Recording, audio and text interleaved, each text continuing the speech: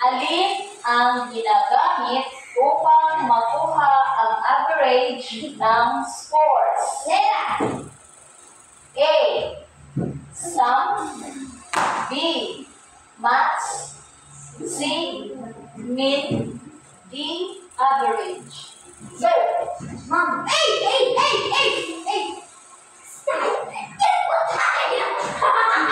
Okay, ang tamang sagot ay dito ng grupo. Group? 2. 1 point. Yes. Dapat ganyan kayo. Isa ninyo. Okay, next. Number 2.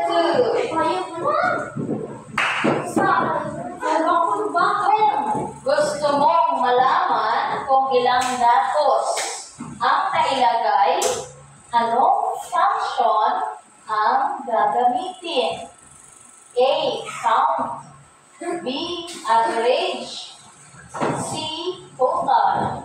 D. Max. Go! Ang tamang sagot ay A. Group 2. Count. Okay, group 2 pa rin. Next. Ulang, group 2 sa group 2.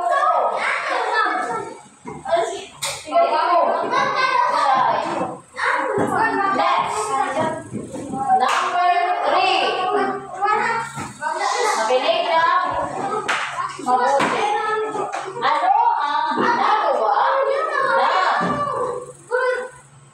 equals max, open parenthesis, B2, colon, F2, close parenthesis. Ano ang ginagawa ng equals max, B2, F2? A. Binibilang ang laman. B. Kinukuha ang pinakamataas na halaga. C. Pinagsasama ang lahat. D. Kinukwenta ang mean. Go!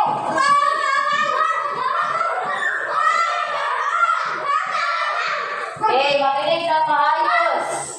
Ang tamang sagot sa number 3 ay... Okay, ibig sabihin ng max ay B. Pinakamataas.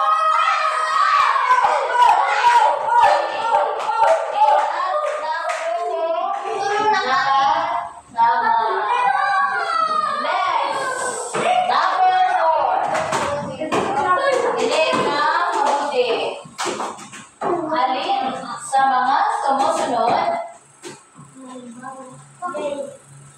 Alin sa mga sumusunod ang tama kung gusto mong makuha ang kabuuang sales mula January hanggang May?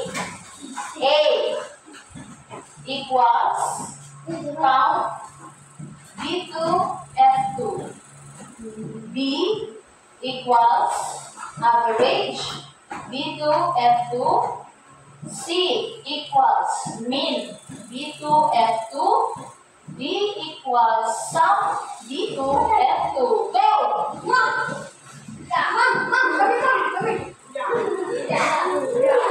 Ayusin! Wala pa yung tama! Ayusin! Okay! Anong sagot niyo? Hindi kayo. Ulitin ko naman dahil walang nakatama sa inyo. Ulitin. Alin sa mga sumusunod ang tama kung gusto mong makuha ang kabuuan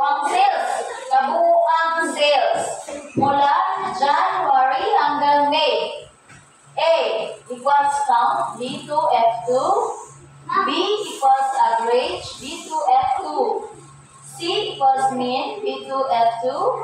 D equals sum D2, F2. Go!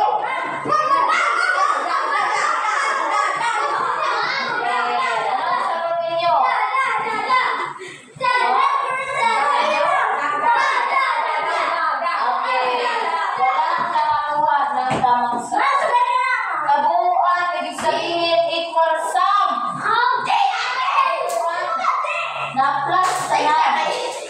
Cancel. Ang January hanggang May. Wala pa D ang sagot. D equals sum. Okay, walang tama sa pag-apat sa nila. Sarap, di kalima. Okay, kalima. Huwag may kay. Angel Rose. Minus ka mo. Nawa. Okay, 5. Bakit mahalaga ang paggamit ng spreadsheet sa pagsusuri ng datos? A. Mabagal ang proseso. B. Mas madaling maayos at masuri ang impormasyon. C. Hindi kailangan sa buhay. D. Pampalipas oras lamang. Go! Ang tamang sagot ay letter B.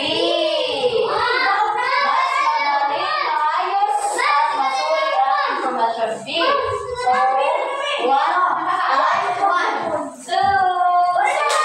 Winner. Ang 2. Okay. Okay, bigyan mo ang ito ng yung galing class. Go!